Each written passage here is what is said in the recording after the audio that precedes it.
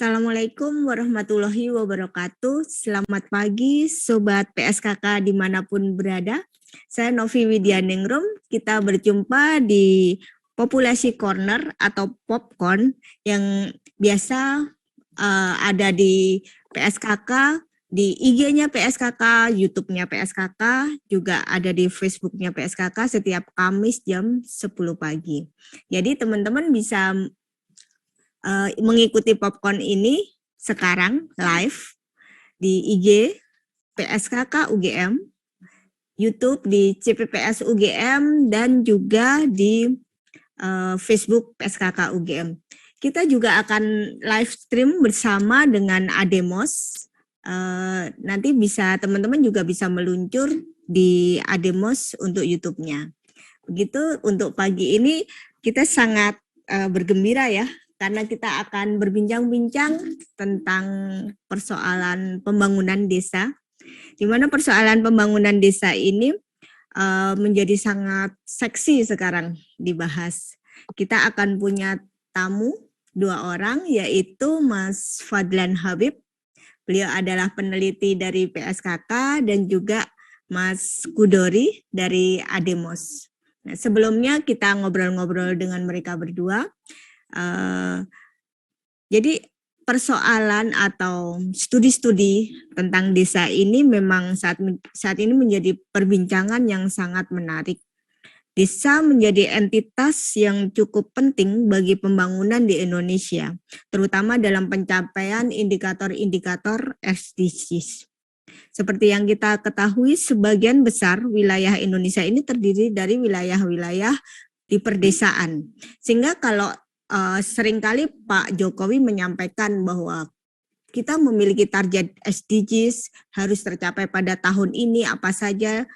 Nah, itu pasti yang menjadi tonggak atau tolok ukur untuk bisa mencapainya adalah ada di pedesaan, karena pedesaan ini seharusnya menjadi prioritas karena sebagian wilayah Indonesia terdiri dari wilayah-wilayah perdesaan, sehingga ketika kita akan mencapai target-target SDGs itu, persoalan-persoalan yang ada di desa harus sudah selesai, harus ada solusinya, sehingga target nasional berupa target-target SDGs itu nanti akan bisa dicapai. Nah, di sini kita punya Mas Habib. Beliau adalah, tadi yang saya sampaikan, adalah peneliti dari PSKK yang banyak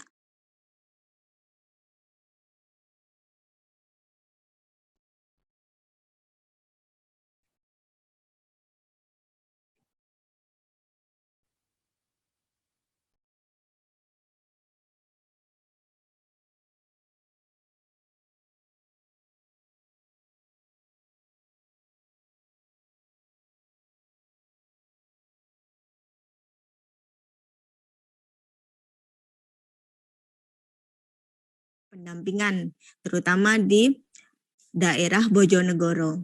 Nah, ini 2 narasumber ini akan bersama kita untuk 1 jam ke depan dalam tema datakrasi pembangunan desa. Kenapa kita mengangkat datakrasi?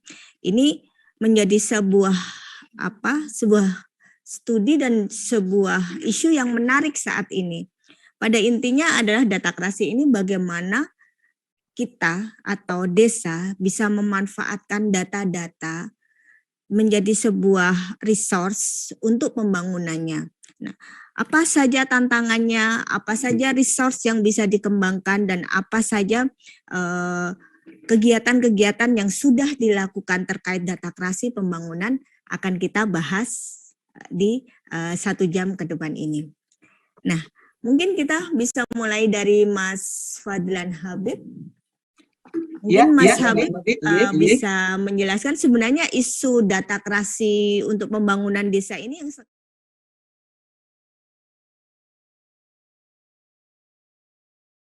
Iya, terima kasih Mbak Novi gitu. Jadi mungkin saya akan mulai dari Undang-Undang Desa itu dalam kaitannya dengan pilar-pilar kemandirian desa. Kalau kita lihat dengan adanya undang-undang desa ini, begitu begitu banyak banyak kewenangan yang saat ini itu diserahkan kepada desa gitu. Selain pada titik kewenangan, baik dari asas rekognisi dan subsidiaritas, ada juga dukungan dana yang cukup besar juga yang mengalir ke desa gitu. Nah, inilah yang mendorong perkembangan dan kemajuan yang ada di desa. Sehingga kalau kita lihat dari pilar kemandirian desa melalui undang-undang desa, ini ada tiga titik tekan gitu, terkait dengan kemandirian desa. Yang pertama itu dari sisi kemandirian dalam hal politik dan pemerintahan. Yang kedua kemandirian dalam hal ekonomi, dan yang ketiga terkait dengan data kreasi itu sendiri atau pemanfaatan data dalam peningkatan kualitas hidup yang digunakan untuk perencanaan dan lain sebagainya. Kalau kita lihat dari sisi kemandirian dalam hal politik dan pemerintahan melalui undang-undang desa tadi, kewenangan itu saat ini sudah diserahkan kepada desa, sehingga melalui kewenangan yang begitu luas, desa itu sudah mampu untuk mengatur dirinya sendiri jauh lebih baik gitu. Sehingga mulai dari proses perencanaan sampai dengan implementasi pembangunan, evaluasi dan lain sebagainya, mereka saat ini mampu melakukan proses itu secara mandiri gitu. Dari hal ekonomi juga kita bisa lihat bagaimana perkembangan yang begitu pesat terkait dengan pertumbuhan ekonomi baru yang ada di desa. Melalui salah satunya misalkan BUMDes dan sebagainya, yang kita bisa tarik sebuah kesimpulan gitu, pembangunan di tataran ekonomi ini juga cukup bergeliat di desa gitu. Dan kalau kita lihat dari indikator-indikator misalkan indeks desa membangunnya, perkembangan desa, karena di IDM itu salah satu yang dilihat adalah IKE-nya, indeks kesejahteraan ekonomi, itu juga mengalami peningkatan yang cukup signifikan. Namun ada tantangan yang masih cukup serius terkait dengan data sebagai pilar ketiga di kemandirian desa. Data ini masih pada tataran konsep dan regulasi, tapi pada tataran implementasi ini masih jauh gitu. Padahal pemanfaatan data-data yang ada di desa ini menjadi sangat krusial karena ini menyangkut terkait dengan bagaimana cara kita untuk melihat kualitas hidup masyarakat yang ada di desa. Karena dengan data-data yang ada di desa, wajah desa itu menjadi kelihatan. Mereka memiliki potensi apa, mereka memiliki tantangan dalam hal apa, permasalahan apa, itu bisa direpresentasikan melalui data-data yang ada di desa. Sehingga dengan adanya basis data yang baik, yang manakala desa mampu mengelola data itu secara baik, maka data-data tersebut dapat digunakan sebagai bahan untuk pengambilan kebijakan atau musyawarah perencanaan pembangunan yang ada di desa. Karena dengan adanya mampu mengidentifikasi potensi dan asetnya, mereka menjadi tahu kita ini mau membawa desa ini kemana melalui data-data itu. Yang kedua, data ini juga bisa menjadi indikator dalam melihat kualitas pembangunan dan kemajuan yang ada di desa. Dalam tahun ini dengan data-data yang ada kita capaian pembangunannya sampai di mana? Apakah tahun ke depan meningkat atau menurun dan lain sebagainya, itu bisa digunakan sebagai cara untuk melihat kemajuan yang ada di desa itu sendiri. Mungkin itu, Mbak Novi. Baik, Mas. Jadi secara konseptual memang data kreasi ini memang bagaimana data itu bisa dimanfaatkan untuk pemberdayaan, pembangunan, bahkan dalam aspek politik juga bisa dimanfaatkan ya, Mas ya. Dan untuk tata pemerintahan dan pelayanan di desa gitu ya. Betul, JJ. Betul. Mungkin bisa ke Mas Dori. kalau dari pengalaman Mas Dori, ini kondisi data di desa itu seperti apa dalam hal resource-nya, kemudian pemanfaatannya untuk pendampingan maupun untuk perencanaan pembangunan, Mas Dori? Ya, terima kasih. Ini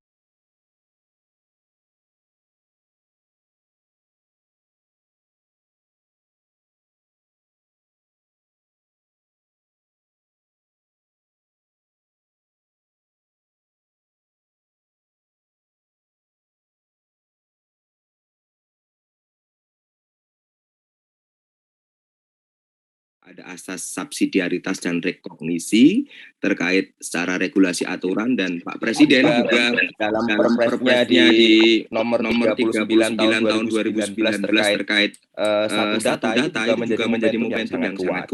Namun semangat yang begitu kuat di dalam regulasi dari negara begitu sampai ke desa, nampaknya tantangannya juga masih banyak kalau bicara dalam konteks data yang ada di desa. Bagaimana awareness begitu. Ketika pada hari ini desa itu mendapatkan satu kesempatan yang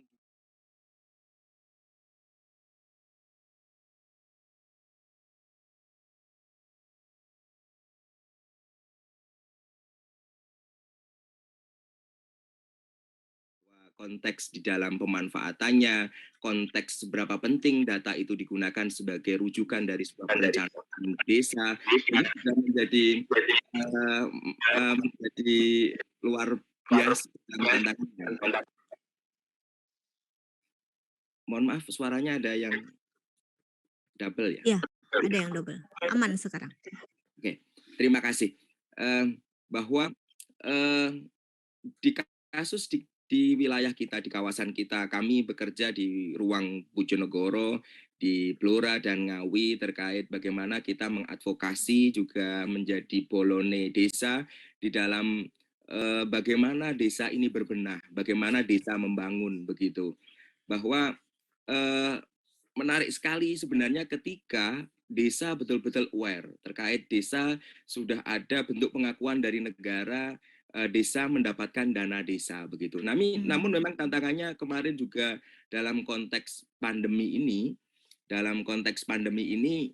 juga cukup menjadi tantangan bagi desa ketika bicara soal data. Desa seringkali akhirnya menjadi objek data saja begitu. Ditanya ada sensus, ada bentuk survei dan macam sebagainya yang dilakukan begitu. Namun ketika kadang kita sendiri ketika bertanya kepada Pak Kades, kita jalan ke desa tanya, Pak Kades, ini komunitas mana yang hari ini bergerak di desa yang ruangnya perlu didukung begitu. Terus kita juga tanya, Pak Kades, data UMKM di desa ini berapa begitu. Terus kita juga tanya kepada desa, berapa data kelompok rentan dan marginal. Selalu saja ini persoalan klasik bahwa belum secara cepat dan secara tepat ini disuguhkan, dan data itu ada di desa begitu. Ketika kemarin kami juga punya program bersinggungan terkait COVID, misalkan bahwa jumlah data yang sudah divaksin berapa begitu. Ini juga menjadi hal yang tantangan ya, bahwa datanya bukan ada di kami, datanya ada di Puskesmas begitu. Datanya ada di yang lain begitu. Jadi saya juga akhirnya bahwa ini perlu penyadaran yang data kerasi ini perlu terus kita masifkan begitu, karena memang satu-satunya kunci bahwa desa itu bisa menentukan arahnya perencanaan yang bagus dengan data begitu, bukan dengan emosi atau dengan sesuatu hal, bahwa ketika menyusun musdus begitu, terus musdes begitu, atau musrenbangdes begitu, beberapa kali kita menemani di dalam penyusuran RKPdes di desa begitu. Bagaimana apa yang sesungguhnya menjadi visi dari desa tersebut begitu. Nampaknya memang dari cara mendata, cara bagaimana memilih potensi. Ini penting sekali bahwa ketika sudah didukung oleh semangat yang kuat di dalam regulasi di tingkat pusat begitu. Namun memang tingkat kesadaran dulu penting bahwa ini perencanaan ini juga masih harus struggling banget kita ini untuk betul-betul mengajak desa itu bahwa dari data begitu. Karena sisi lain banyak juga di desa itu masing-masing lintas sektor kementerian itu juga punya data masing-masing, itu juga menjadi persoalan begitu. Asik ya Mas ya. Iya, begitu. Beda data, beda sumber, nanti beda keputusan juga. Beda keputusan lagi. Jadi akhirnya kita bicaranya konteksnya ini data mana yang sesungguhnya benar begitu. Maka ada pengalaman yang menarik kami lakukan begitu dengan desa. Ada beberapa desa di Kecamatan Gayam. Kita melakukan program namanya SID, Sistem Informasi Desa begitu. Bahwa sebenarnya tujuan yang kita bangun bersama terkait program ini sebenarnya membangun pangkalan data. Membangun pangkalan data harapannya nanti akan lengkap dan data ini bisa kualitas sehingga nanti bisa dimanfaatkan. Membangunnya ini juga mengajak warga yang menjadi surveyornya begitu. Jadi warga komunitas di PKK kita menyusun instrumen bersama melibatkan dari pemerintah desa terkait sebenarnya ada temuan apa dan instrumennya seperti apa kita diskusikan untuk membangun. Kurang lebih ada sekitar 200 instrumen pertanyaan yang akhirnya terbangun begitu. Kita mencoba membangun itu di piloting maksud kita gitu. Tapi memang tantangannya hari ini data itu baru dimanfaatkan di sektor pelayanan begitu. Di sektor pelayanan publik bahwa pelayanan secara cepat, bahwa untuk penyediaan surat keterangan itu sudah di database itu menjadi kita, tapi masih harus struggling, itu masih penting. Mas Dori ya. Jadi Mas Habib, Mas Dori, kita ada pada satu gambaran bahwa desa ini hanya menjadi objek pengambilan data. Oke. Halo Sobat PSKK, kami mohon maaf ada kesalahan teknis. Jadi boleh saya ceritakan bahwa internet down, masalah lain di digital era ya. Jadi kami mendapatkan informasi bahwa internet di wilayah kampus di UGM ini beberapa hari ini memang tidak stabil. Dan kali ini ternyata pada waktu kita live malah langsung down. Ini informasi langsung dari DSID. Jadi kami mohon maaf atas kesalahan teknis ini dan juga kendala teknis ini. Tapi bagaimanapun juga ini tidak mematahkan semangat kita untuk tetap diskusi ya Mas Habib dan Mas Dori. Kita tetap berusaha untuk diskusi dengan cemerlang. Karena ini diskusi yang sangat menarik. Tadi seperti yang disampaikan oleh Mas Habib bahwa banyak kendala dan tantangan yang sangat krusial pada datakrasi di perdesaan ini. Mungkin Mas Habib bisa mengulang lagi tadi karena sempat terputus ya informasi yang disampaikan oleh Mas Habib. Mungkin dalam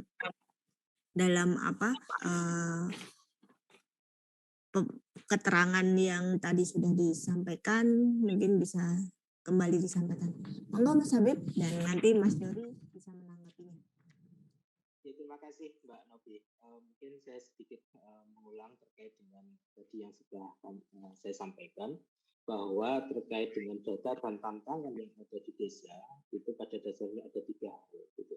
Yang pertama itu terkait dengan ketersediaan data. Kalau kita lihat pada dasarnya data yang ada di desa itu sebenarnya sudah sangat komplit gitu. Dari kurun waktu tahun 2020 sampai tahun 2021 saja itu 3 kali masyarakat desa itu disensus gitu oleh 3 kementerian yang berbeda. Mulai dari sensus penduduk, ada pendataan keluarga, sensus penduduk dilakukan oleh BPS, sensus PK itu dilakukan oleh BKKBN, dan yang ketiga adalah SDGs yang dilakukan oleh Kementerian Desa. Jadi kalau kita lihat dari ketersediaan data itu sebenarnya sudah sangat komplit dan unit analisis itu sebenarnya sudah sampai pada unit terkecil di masyarakat, bahkan sampai level rumah tangga gitu. Dari sisi kelengkapan data, tentu dari data-data yang sudah ada itu tentu sangat lengkap gitu. Dari sisi kualitas juga sudah sangat bagus gitu. Tapi kendalanya itu terkait dengan akses. Seringkali masyarakat desa itu kan tadi Mas Ferry juga menyampaikan hanya dijadikan objek sebagai pengumpulan data. Mereka hanya dilihat sebagai hitungan saja. Jadi pada saat kami juga melakukan pendampingan di desa itu untuk mendapatkan akses tersebut dalam hal pendampingan manajemen data itu ternyata juga tidak mudah gitu. Padahal data itu banyak gitu. Yang kedua terkait dengan akses tadi yang sulit tadi, yang kedua ini dari sisi kapasitas. Di desa itu belum ada kelembagaan desa yang secara spesifik itu bertanggung jawab terkait dengan manajemen data. Kalau kita lihat terkait dengan data-data yang ada di desa, ini masih terfragmentasi gitu di masing-masing bidang. Data ini ada di kasih ini atau kaur ini, data ini ada di bagian yang lain, dan data yang lain mungkin di bagian yang lain juga. Sehingga yang kita butuhkan itu juga terkait dengan kelembagaan desa itu juga harus ada gitu, yang secara spesifik mengurusi data. Dan yang ketiga terkait dengan pemanfaatan data. Meskipun data, beberapa desa itu juga akhirnya berinisiatif untuk melakukan pengumpulan data secara mandiri gitu.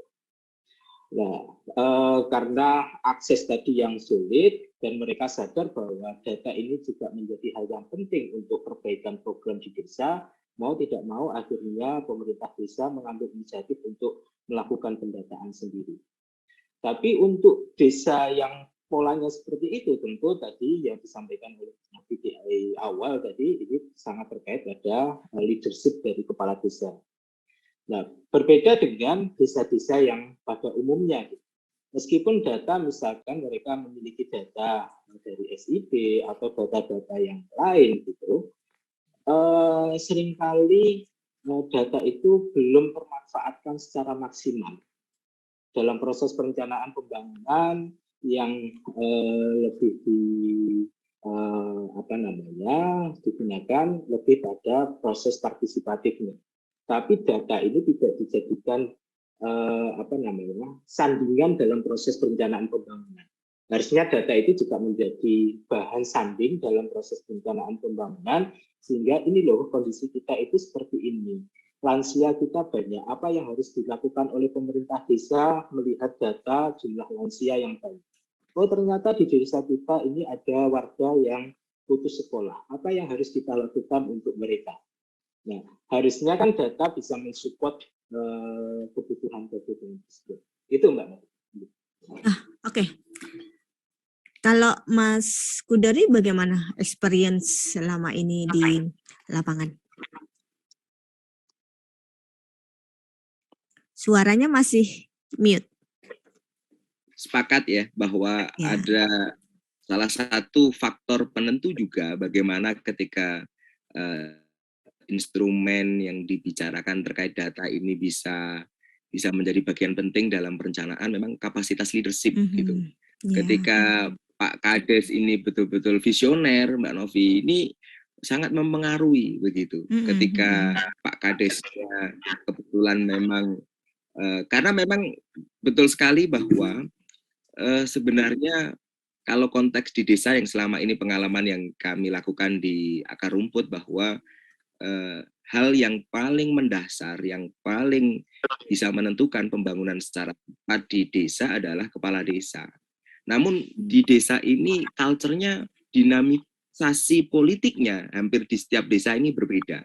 Yang saya ceritakan di kawasan kita, di Bojonegoro gitu, bahwa kapasitas untuk menjadi seorang kepala desa ini tidak ditentukan, visi misi ini menjadi poin yang menggaransi bahwa seseorang warga bisa menjadi kepala desa, karena ada praktek-praktek bahwa kepala desa di Bojonegoro ini bisa bertahan sampai 3 periode itu, tapi nampaknya juga terkait kegiatan pemerintahan desanya tidak terlalu banyak dikenal oleh banyak orang begitu.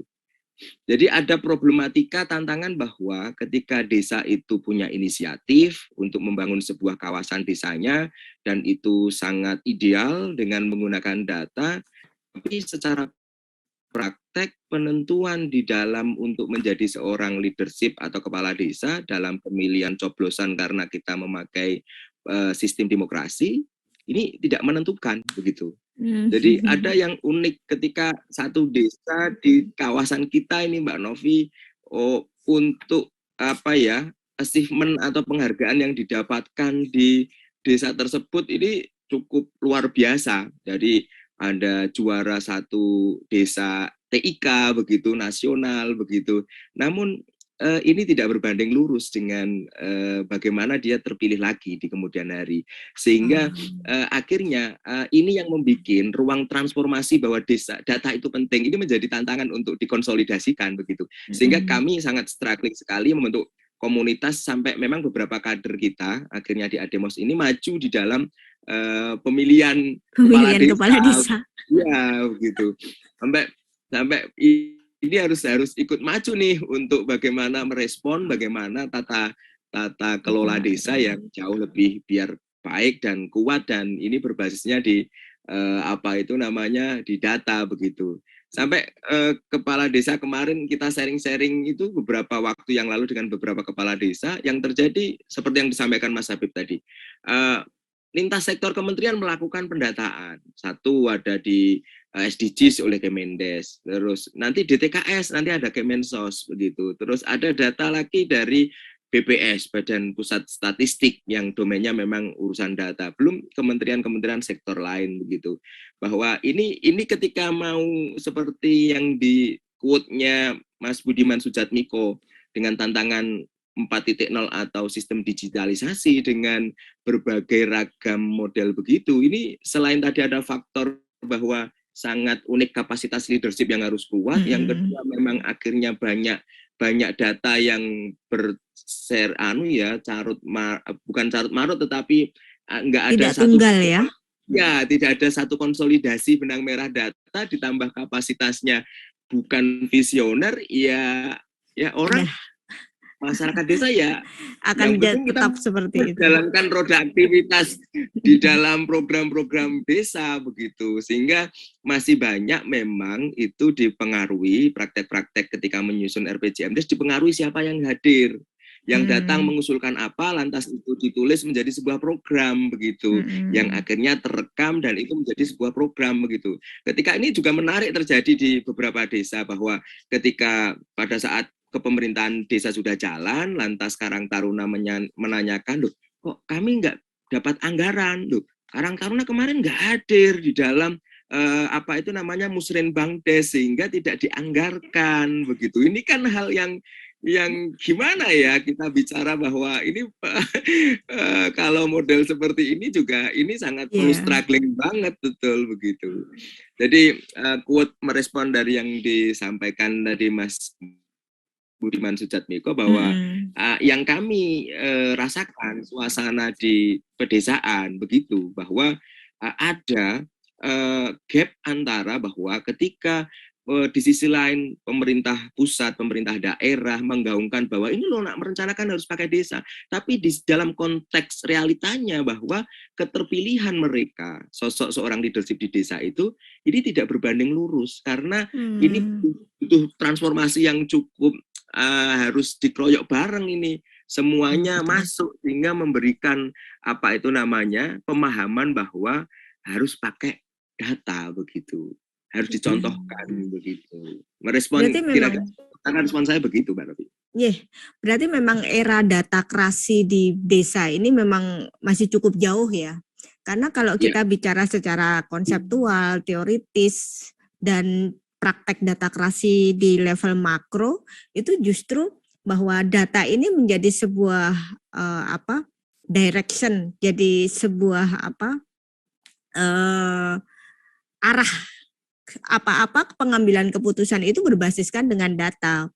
Dan oleh karena itu support dari digitalisasi sistem digitalisasi baik dalam konteks data maupun dalam pelayanan publik itu sangat penting. Nah, Apakah ini karena di desa itu juga internet itu masih belum bisa terjangkau dalam konteks internet yang produktif ya.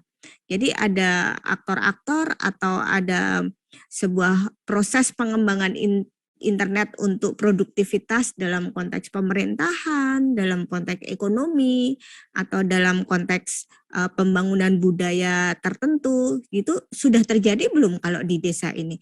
Karena kalau kita melihat data krasi itu secara konseptual memang akan diarahkan pada pemanfaatan big data untuk pengambilan keputusan dalam tata kelola pemerintahan, bahkan demokrasi di level entitas terendah misalnya di desa, itu juga akan memanfaatkan big data.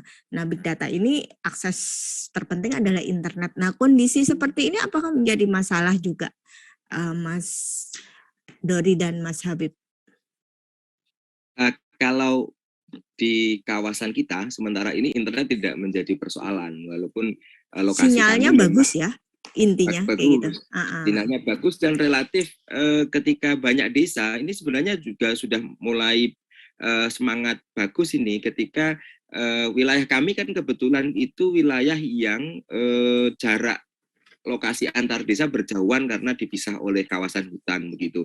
Namun mereka itu mempunyai effort untuk memasang semacam apa itu namanya penangkap sinyal tower begitu. Sehingga hampir di semua desa di Kabupaten Bojonegoro itu semuanya sudah ada internet begitu. Kalau bicara terkait jaringan, ini desa ini sudah menyediakan begitu.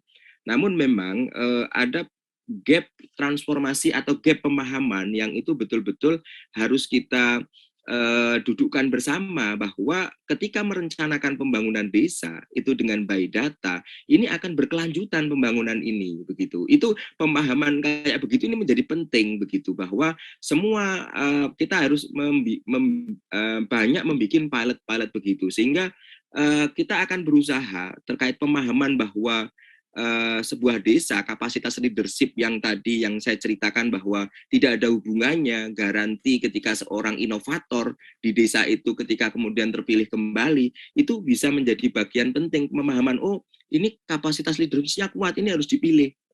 Komunitas-komunitas juga pendukung struktur dari pemerintahan desa itu ketika itu disinggung Mas Habib bahwa belum adanya satu kelembagaan yang mengurusi manajemen data, kita harus perkuat habitatnya mungkin ya, community-community yang bisa mendapatkan bahwa struktur internet produktif itu perlu kita juga bangun begitu. Sehingga kami berupaya di selama ini kerja-kerja di Ademos itu membangun community-community yang itu bisa memanfaatkan internet produktif. Sehingga bayangan kami adalah semakin juga dari sasaran grassroots-nya, komunitasnya juga sangat mudah mulai aware terkait apa itu namanya bahwa internet itu juga bisa didukung untuk membantu pemerintah desa untuk mengumpulkan data. Contohnya begini, sekarang juga sudah mulai banyak desa itu sudah punya medsos begitu. Desa itu sudah punya medsos yang dimana ternyata interaksinya itu juga karena hampir masyarakat juga sudah punya media sosial sehingga mereka bisa berinteraksi begitu bahwa ternyata ada kejadian di RT ini bentuknya ini potensi menarik begitu. Sesungguhnya adalah dalam suasana tata kelola masyarakatnya ini sudah ada ruang begitu. Cuman memang kita perlu tadi membangun bahwa menurunkan gap bahwa data itu menjadi penting. Harus kita masuk bersama-sama. Mungkin bayangan kami adalah teman-teman yang ada di akademisi dan kami komunitas yang ada di daerah itu seringkali memberikan kalau istilah kami sinau bareng begitu. Sinau bareng dengan pemerintah desa dan kita betul-betul bantu untuk betul-betul menunjukkan bahwa data ini menjadi kunci karena pembangunan berkelanjutan tidak sampai jadi pembangunannya tidak hanya kita hari ini bangun gapura, hari ini bangun paving, hari ini kita bangun TPT saja, tapi ada perencanaan yang bisa berkelanjutan. Wawasan itu menjadi penting. Namun iya, lagi-lagi memang ada tantangan dinamisasi bahwa kenapa saya harus ngoyo-ngoyo inovasi begitu. Toh nanti saya terpilih kembali atau tidak. faktor X itu juga menurut saya sangat penting untuk juga kita lihat gitu loh. Supaya kita nanti di dalam menganalisisnya agak kompleks, agak lebih terpadu, tidak hanya data itu penting secara idealnya tahapannya, tetapi juga ada faktor X yang itu betul-betul juga kita harus solusikan. Proses Mungkin pemilihan leadernya ya. Karena leader menjadi salah satu ikon penting untuk sebuah inovasi. Yes, harus dimulai dari kepala desanya. Nah, ini kalau untuk Mas Habib nih, ada hal yang cukup menarik untuk kita diskusikan mungkin terkait dengan pandemi dan juga Mas Habib masih di mute. Iya. Terkait dengan pandemi data ini Mas. Jadi setelah ada pandemi ini kan kita tahu sendiri ya, tatanan sosial itu berubah cukup drastis kayak gitu. Nah, terutama dalam konteks mobilitas penduduk, pemanfaatan ruang-ruang digital dalam berinteraksi. Nah, ini tidak terkecuali juga tadi sudah disampaikan oleh Mas Dori, hal ini juga terjadi di desa. Nah, banyak aktivitas online yang dijalani oleh penduduk ini. Pada hal-hal seperti apa saja data Krasi terkait mobilitas penduduk ini dapat digunakan untuk perencanaan pembangunan desa. Nah, ini juga sebenarnya ditanyakan di IG kita, di Instagram kita oleh Mbak, bentar saya cari datanya. Ada Mbak Angga Nirma, dari akun Mbak Angga Nirma yang menanyakan bagaimana hubungan antara tingginya urbanisasi dengan pembangunan desa. Nah, mungkin data-data seperti apa yang bisa disupport, kemudian pengaruhnya bagi pembangunan desa seperti apa mobilitas penduduk ini. Monggo Mas Habib. Terima kasih Mbak Novi. Ada salah satu hal yang di masa pandemi ini, di salah satu sisi memang ini menjadi tantangan gitu ya, kondisi yang justru mengganggu atau menghambat terkait dengan pembangunan yang ada di desa. Tapi di satu sisi dengan adanya COVID ini juga, ini era digitalisasi yang ada di desa itu sangat pesat gitu pertumbuhannya gitu. Nah, terkait dengan mobilitas tadi, dampak dengan adanya COVID tentu memberikan dampak yang cukup serius, terutama dari sisi ekonomi, dari sisi sosial dan sebagainya. Terutama pada saat kita melakukan pembatasan sosial tadi, PSBB dan sebagainya, yang interaksi sosial dan lain sebagainya itu dibatasi. Pada satu sisi ini memberikan tekanan tersendiri terhadap kondisi yang ada, kondisi ekonomi di masyarakat gitu.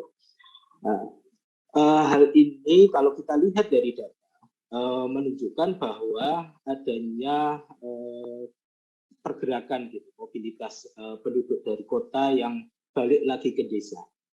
Pada saat mereka tidak mampu bersaing di perkotaan karena orang-orang desa misalkan yang bekerja di kota ini mungkin didominasi oleh sektor-sektor informal yang pada saat adanya pandemi karena ada pembatasan itu mereka tidak bisa menjalankan aktivitas ekonominya, mau tidak mau mereka harus balik ke desa gitu.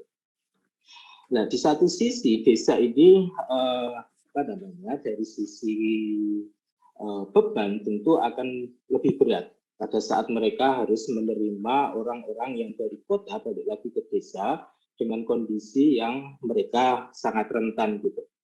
Nah, dalam kurun waktu 2020 kemarin pemerintah itu mengeluarkan sebuah kebijakan terkait dengan BLT desa gitu. Bagaimana dana desa itu dijadikan salah satu instrumen terkait dengan mitigasi COVID, terutama terkait dengan bantuan BLT dana desa. Yang kedua ini adalah terkait dengan mitigasi COVID dalam hal penularan gitu, melalui penyediaan shelter, pembagian masker dan sebagainya. Sehingga dana desa itu harus direfocusing untuk kebutuhan-kebutuhan tersebut. Di satu sisi mereka harus menerima para migrasi yang dari kota tadi. Nah, ini menjadi beban tersendiri bagi desa. Nah, untungnya sektor-sektor ekonomi yang ada di desa, terutama di sektor pertanian, ini menjadi penopang pertumbuhan ekonomi yang ada di desa. Kalau kita lihat dari sektor ekonomi di PTRB gitu, pertanian itu menjadi salah satu sektor yang tetap bisa tumbuh positif dibandingkan dengan sektor-sektor yang lain gitu yang minus gitu. Nah, ini menjadi angin segar sendiri bagi warga masyarakat desa bahwa sektor penopang ekonomi yang ada di desa itu masih tumbuh gitu.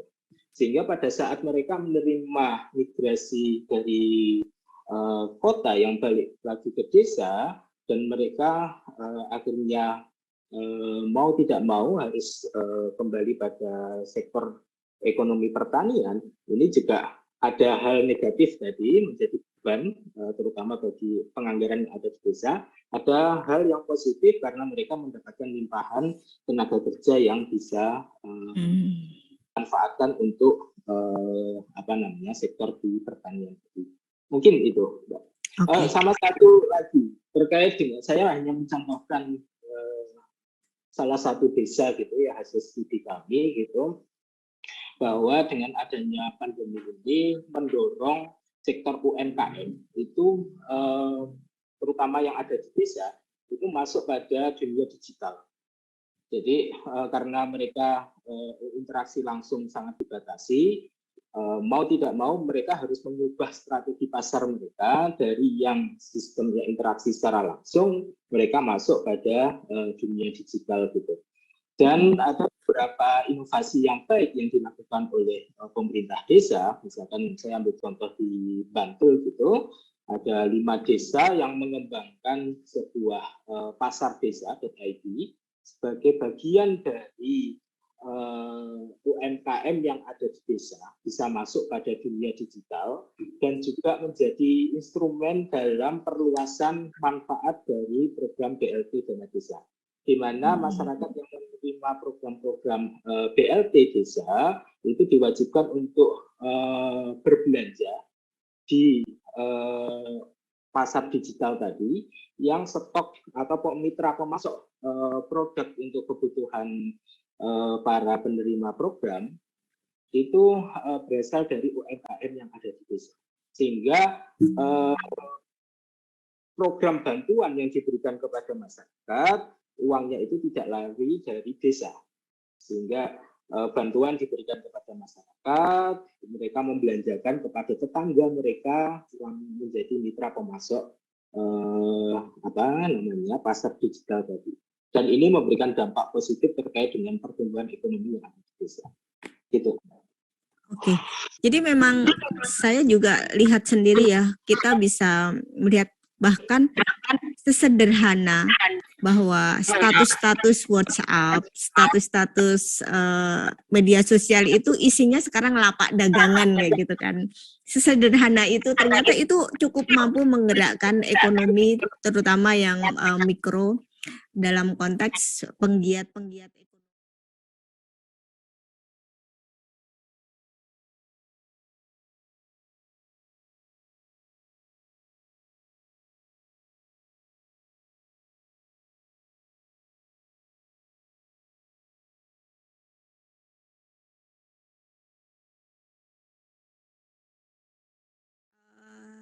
Aspirasi dari warga desa, ini benar-benar warga desa. Saya takutnya soalnya yang ada di Twitter, yang ada di Facebook itu bias masyarakat kota gitu loh. Nah, apakah masyarakat desa sudah berani memanfaatkan ruang-ruang digital untuk menyampaikan aspirasinya terkait mungkin keluhan, pelayanan publik atau dalam konteks aspirasi-aspirasi politik maupun aspirasi-aspirasi yang terkait dengan pelayanan publik. Ini sudah ada belum? Mungkin Mas Dori.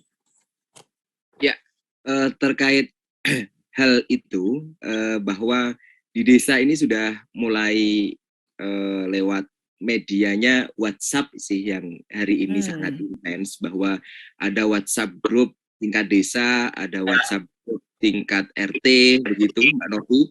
Itu karena memang kecepatan terkait media itu untuk berbagi ini dimanfaatkan betul, begitu. Bahwa sudah menjadi aspirasi yang dibangun itu disalurkan melalui channel ini yang sangat paling efektif yang kita lihat di desa ya, bahwa di grup desa itu ada kepala desa, ada perangkat desa, ada warga, ada RT, begitu.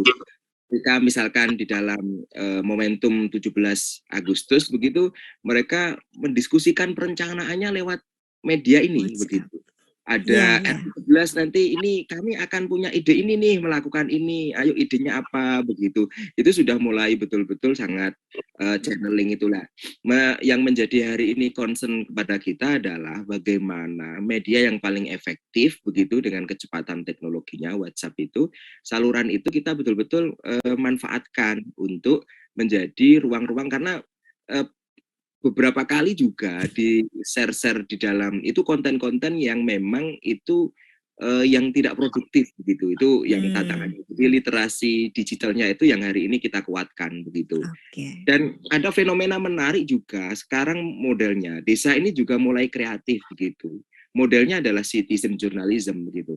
Dengan fenomena media sosial TikTok yang hari ini lagi in, begitu mereka itu sering kali untuk mengupload terkait sesuatu hal, terkait protes, ada pembuangan sampah yang sembarangan, itu sudah mulai terjadi di desa begitu, untuk dikampanyekan begitu. Mereka diviralkan begitu, ketika ada jalan yang berlubang begitu, kan problematika di kami di desa itu jalannya yang kurang bagus begitu, itu menjadi video yang akhirnya diviralkan begitu.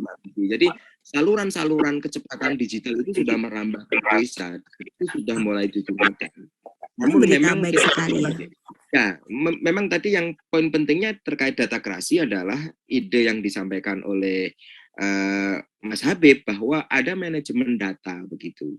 Bagaimana dan menghandling ini ketika data ini secara cepat ini seperti apa, ketika ada masukan-masukan secara cepat, ide-ide ini bagaimana kanalnya kayak apa begitu. Itu menjadi momentum penting. Tetapi bahwa bicara terkait apakah di desa sekarang perkembangannya sudah memanfaatkan teknologi atau sistem itu untuk menjadi bagian dari bagian penting di dalam ide, gagasan, atau itu input data, itu sudah terjadi begitu. Kira-kira begitu Mbak Novi yang terjadi di desa kita. Ada yang mau ditambahkan Mas Habib? Mungkin ini ya, saya menambahkan terkait dengan strategi apa sih yang harus kita lakukan melihat kondisi data kreasi ini. Yang pertama menurut saya itu terkait dengan kedaulatan data. Yang desa hanya dijadikan objek itu harus dirubah menjadi subjek dari data itu. Nah, caranya apa yang harus dilakukan itu tentu dilakukan secara partisipatoris tadi. Mas Dori sudah mencontohkan bagaimana peran PKK itu dimanfaatkan untuk proses pengumpulan data dan sebagainya. Sehingga dari kedaulatan data yang ada, data memang benar-benar dimiliki oleh desa. Mereka data itu oleh dan untuk masyarakat itu benar-benar ada di desa. Itu juga harus dimanfaatkan secara cepat gitu. Jangan hanya pada saat pengumpulan data itu dilakukan, tapi pada saat bagaimana memanfaatkan data, membaca data dan sebagainya agar terpetakan permasalahan itu sehingga wajah desa menjadi jelas, itu juga harus dijalankan gitu. Dan yang paling penting karena tadi dari sisi kepentingan data tadi lintas kementerian juga cukup banyak ya yang memiliki kepentingan data di tingkat desa, maka yang harus dibangun adalah collaborative action antar mereka. Sinergitas data itu harus diwujudkan. Satu data yang sudah ada aturannya tadi itu juga harus dijalankan. Nah, seringkali kan satu data itu mungkin terjalin sampai pada level kabupaten gitu. Tapi pada level di desa itu masih belum kelihatan, terutama ini problem terkait dengan kapasitas tentu. Maka yang harus kita dorong adalah kelembagaan, itu menjadi hal yang cukup penting yang harus ada di desa yang ngurusi data. Mungkin itu. Oke, baik. Terima kasih Mas Dori dan Mas Habib. Saya kira waktu kita sudah cukup dan ada pertanyaan di YouTube ternyata yang kalau ini tidak bisa kita lewatkan ya. Coba saya baca dulu saya harus mengakses YouTube dulu atau di WA saja. Oke. Dari Mbak Yamah Salatsa Abritaningrum. Bagaimana mengawinkan data dari media sosial dengan data baku? Program-program berbagai instansi yang tadi sudah dipaparkan. Membayangkan Pemdes puyeng. Mbak Yayan jangan puyeng-puyeng lah. Biar dijawab Mas Habib dan Mas Dori ya. Bagaimana mengawinkan data dari media sosial dan data-data baku tadi? Enggak. Saya dulu nih. Ya. Mungkin kita harus untuk yang data-data baku itu maksudnya adalah data-data yang primer tadi ya, yang dikumpulkan oleh masyarakat tadi atau dikumpulkan oleh kementerian tadi. Sebenarnya untuk untuk integrasi data itu bisa dilakukan, karena kalau di data yang dikumpulkan oleh BPS, data yang dikumpulkan oleh SDGs maupun data PK itu sudah memiliki NIC sebagai cara untuk mengintegrasikan data. Tapi agak problematis manakala ini dikaitkan dengan data-data yang ada di media sosial gitu. Nah, untuk data-data di media sosial itu mungkin bisa kita manfaatkan hanya sebagai media awal untuk melihat fenomena yang ada di desa.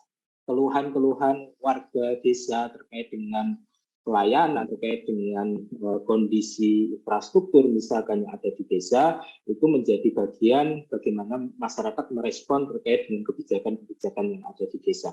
Tapi untuk strategi bagaimana perencanaan pembangunan yang lebih baik ke depannya, karena data itu kan sudah bisa dianalisis sampai pada tingkat rumah tangga, maka itu juga harus dimanfaatkan sebagai sarana untuk kualitas perencanaan yang baik, karena ini sudah menyangkut kualitas hidup masyarakat yang ada di desa. Jadi kita harus tetap dudukkan secara terpisah media sosial, data-data yang itu dikumpulkan hanya sebagai sarana untuk melihat partisipasi masyarakat, tapi data-data ini juga dijadikan data samping untuk perencanaan ke depannya. Mungkin itu. Mas Dori, ada yang mau ditambahkan? Ya, sepakat dengan Mas Habib. Namun memang data media sosial itu juga hari ini menjadi penting karena memang kita melihat era sekarang ini sudah tidak menentu begitu. Eranya sudah tidak menentu bahwa data, karena misalkan bahwa di tempat kita ini data bakunya adalah kawasan kami ini di Kecamatan Tambak Rejo itu menjadi kecamatan yang paling tinggi tingkat populasi sapinya, sehingga perencanaan di beberapa desa itu menjadi desa yang mandiri energi dengan biogas, memanfaatkan kotoran dari limbah dari sapi ini. Ya, ini menjadi data-data model cara baku dan pembangunan menjadi database big data bahwa populasinya berapa begitu. Terus tiba-tiba masuk perencanaan bagaimana ketika hanya media sosial yang sekarang di kawasan kita menjadi kawasan kami ini tempat breeding sapi yang paling keren begitu, yang paling cukup representatif gitu, bahwa ini menjadi tambahan atau compare perbandingan terkait manakala memang data yang akhirnya data real time begitu, menjadi data bagaimana data ini tetap akan bisa real time sehingga mengkomparasi dan mengcompare ini menjadi bagian penting juga begitu. Jadi cross check menjadi check checking begitu di dalam data-data yang dihimpun melalui media-media baik itu sosial atau media yang lain begitu. Kira-kira itu tambahan saya, Mbak Novi. Baik, terima kasih. Moga-moga Mbak Diam Salatsa bisa mengambil jawaban dari Pak Habib dan Mas Kudori ini sesuai dengan apa yang dimaksudkan. Oke, waktu telah habis untuk acara popcorn kita kali ini, Mas Habib dan Mas Dori.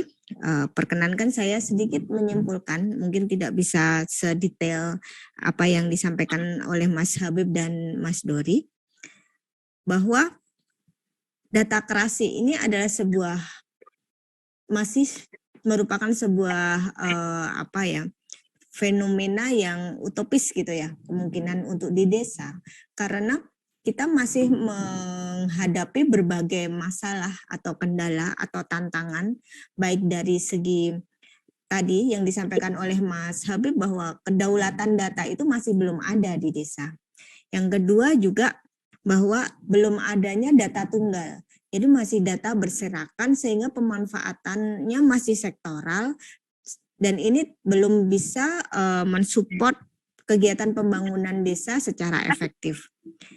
Selain itu juga bahwa faktor leadership itu juga sangat berpengaruh terhadap pemanfaatan data-data, baik itu data baku maupun data dari media sosial terkait untuk pembangunan, perencanaan pembangunan maupun juga evaluasi atau kontrol pelayanan publik. Dan yang terakhir adalah bahwa